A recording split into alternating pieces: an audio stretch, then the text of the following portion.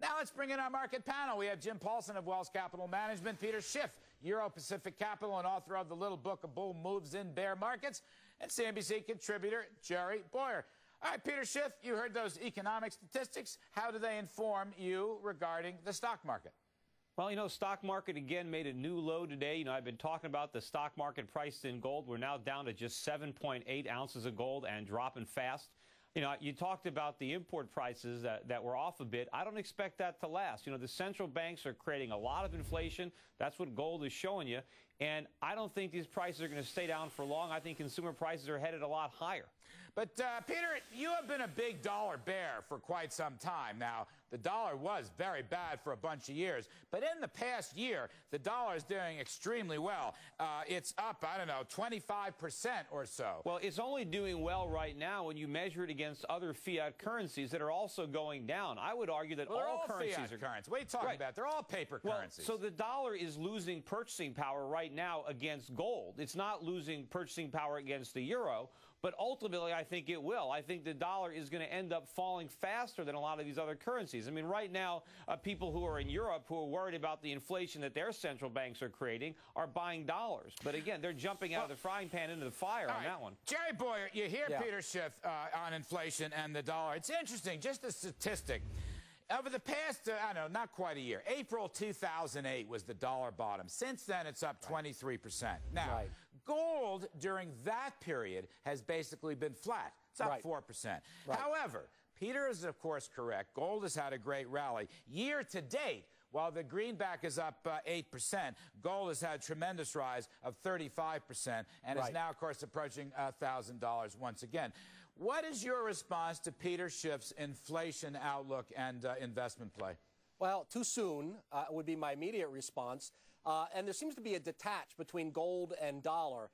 It's not just a simple gold goes up, which means the dollar's weaker. And to be honest with you, Larry, I don't get the obsession with gold. Okay, the purchasing power of dollar in terms of gold has gone down. Yeah. The purchasing power of dollar in terms of cars has gone up dramatically. The purchasing power of dollars in terms of houses is the best it's ever been. Gold is not an obsession. I don't drive gold. I don't live in gold. So gold's not the only commodity I care about. The obsession is with fiat currency. Why does that have any value? It's no intrinsic value whatsoever. I don't know. Give me yours if you don't like it. I use it every day. I've got fiat currency sitting right here. But it has no real value. Gold actually has a store of value. Gold is tangible. I buy food with it every day. We buy cars with it. It doesn't have zero value. How do you know what you could buy with it tomorrow? And the value falls every day. The government is running it off printing presses. Let me get Jim Paulson in. Jim, then give me yours. I'll take yours. No, I'm using it to buy gold. Time out. Jim Paulson, I got to hear from you because I know you're more optimistic. I want to ask you about the gold-dollar inflation debate. I want to ask you about today's economic statistics. But most of all, Jim, I want to ask you if you believe the stock market will withstand the late November bottom, and is this a buying opportunity? I think so, Larry. Who knows? We're definitely challenging this low. I guess what I'm taking home or watching in this test of the low is comparison to the past time we were here. It seems a lot wimpier to me. I mean, the intensity of this test, in the sense that the volume, trading volume, is not escalated at all. Even on days when we've had big down days, trading volume is still pretty punk, which means there may be not a lot of buyers here, but there's not a lot of sellers either, like there was last November. Other markets continue to look pretty good to me, Larry. Spreads that have come in the bond market have stayed in. LIBOR spreads, swap spreads, investment grade and junk spreads have not re-spiked like they did when we tested this low in November. We're spending too much time. And then the commodity markets have stayed fairly flat as well. The non-energy commodity prices tonight, S&P Goldman Sachs non-energy price index is still 10% below. I think we're giving people too much opportunity to buy this bottom, which means it's more likely not to be the bottom. And when you spend a lot of time testing a low, generally the low fails. But let me ask you, Jim, you like the cyclical pro-growth sectors, the industrials, the machineries. I think you like energy. I'm not 100% sure. Now, they've been killed in this last downdraft. What's your take on that? Would you still go there? I mean, today, just to read off from the stock charts, Transports were down. Home builders got clocked. Retailers down. Commodity stocks flat. Cyclicals, the Morgan Stanley Cyclicals Index down 1%. Machinery down 1%. Even construction, infrastructure, construction, that's down 2%, Jim. That's what I find the most disturbing part. Where do you make of it? Well, I'm not buying those for today or tomorrow or this week or this month.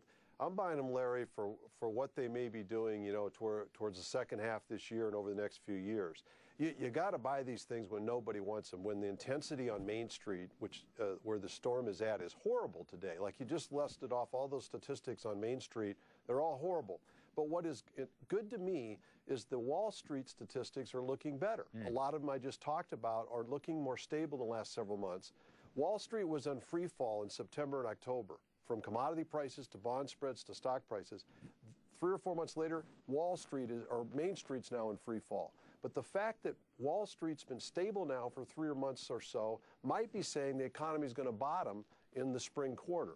And if anyone smells a bottom in the economy in the spring, then these industrial stocks are going to take off. All right. We're a long way from a bottom. Hang on, everybody. Okay, I want to talk about corporate bonds when we come back. I want to talk about the bottom, more investment strategy.